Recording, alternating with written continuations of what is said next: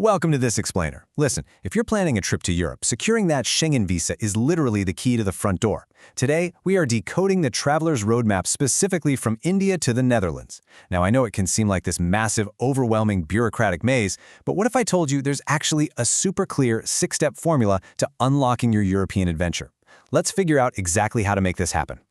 Okay, let's dive right into this. Here's our six-phase roadmap for today.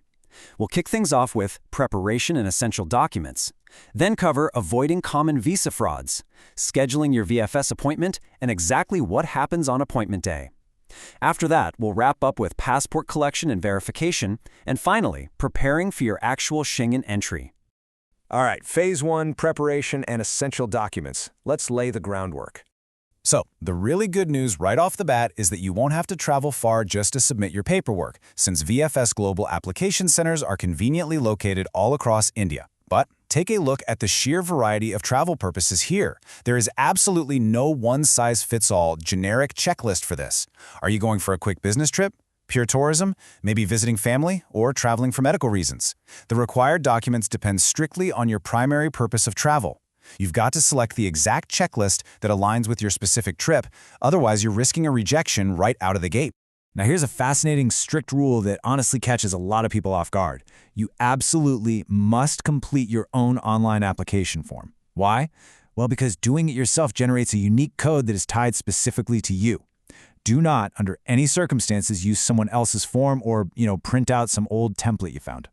Forms submitted without this freshly generated unique code are going to cause major processing issues. So sit down, take the time, and fill it out yourself online.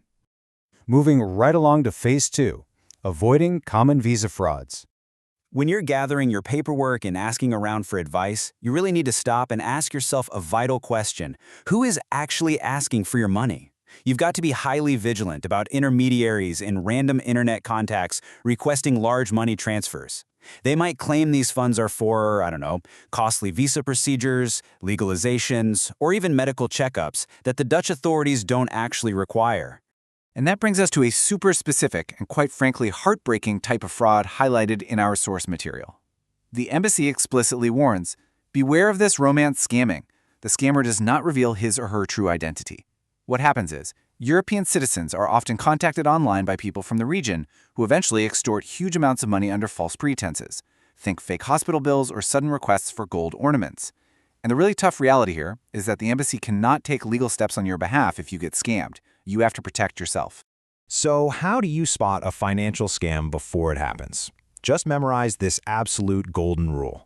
The embassy never requests anyone to deposit application or visa fees into bank accounts, period. If someone tells you to wire money directly to a bank account for your visa, it's a scam. Keeping this in mind ensures you know exactly how to protect your finances during the whole application process. All right, Phase 3, scheduling your VFS appointment. With the fraud warnings out of the way, let's talk about the clock, because timing is everything. Let's walk through this crucial application timeline. Use these numbers as rhythmic beats for your planning. If you're a seafarer, your application window opens an incredible 9 months prior to your trip. For general applicants, that window opens 6 months prior. But here is the number you really need to stress over: 45 days prior. That is your absolute deadline to apply before your trip. Seriously, do not leave this to the last minute, or you simply won't have your visa in time. Interestingly enough, the physical presence rule is incredibly strict. You must appear in person at your appointment. Yes, this applies to everyone, even if the applicant is under 18 years old. There are zero exceptions for mailing it in or having some agent go in your place. Oh, and if you're planning a big family vacation, just remember that you need to book a separate individual appointment for every single family member. Which brings us to Phase 4. What happens on appointment day? Okay, so the sequence at the center is highly structured. First, you'll hand over your documents and your physical passport.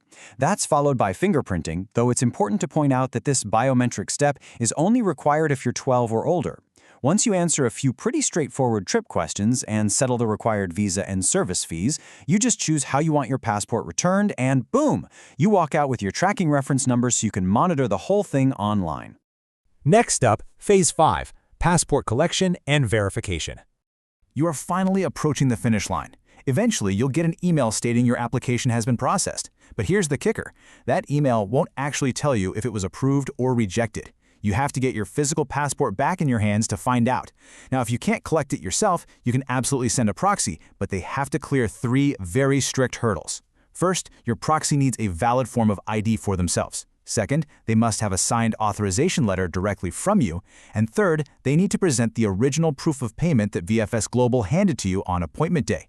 Without all 3 of those things, they're leaving empty-handed. But wait, let's talk about the most critical moment of your pickup: immediate action. The very second you open that passport and see your visa sticker, you must verify the details. Specifically, check the visa's validity period against your actual plane tickets. If there's even a tiny mistake in the dates, like say the visa becomes valid a day after your flight leaves, the airline is going to deny you boarding. If you spot an error, you need to contact the Dutch embassy in New Delhi immediately to get it sorted out. And finally, Phase 6, preparing for Schengen entry. The paperwork is done, your passport is in hand, and now it's time to focus on your actual border entry. So the crucial point here is 90. A short-stay Schengen visa allows you to stay in the Netherlands, or the broader Schengen area, for an absolute maximum of 90 days.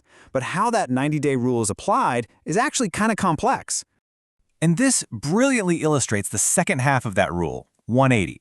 You are legally bound by a rolling time frame window of 180 days. Let's look at how these two numbers interact to form literally the most important rule of your travel. So here is the fundamental math of the short-stay Schengen visa. You are allowed a maximum stay of 90 days in any 180-day period. It's a rolling window. You can't just stay for 90 days, leave for a weekend, and magically reset the clock for another 90. It doesn't work like that. And a quick heads up, depending on your application, your specific visa might actually be issued for fewer than 90 days. So always check the exact dates printed on your visa sticker. Which leaves us with one final, pretty provocative question as you start packing your bags. Do you have the other travel documents Border Control is going to ask for upon arrival? Remember, your visa is just the key to the front door. Border agents can absolutely still ask for your return tickets, medical insurance, or proof of accommodation. It really begs the question, are you truly prepared for what happens when you reach the border? Review your checklist carefully, use this explainer as your launch pad, and have a safe, amazing trip.